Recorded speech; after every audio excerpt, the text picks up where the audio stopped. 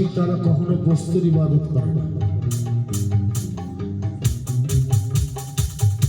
কোন হীরে জহরত সোনা দানা আরাম আয়ে সুর করি ইবাদত করে না।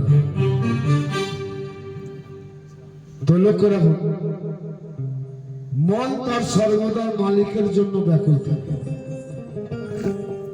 কেননা মালিকই হচ্ছে তার কাছে সবকিছু। মালিককে পাওয়া গেলে সব পাওয়া যাবে, মুক্তি।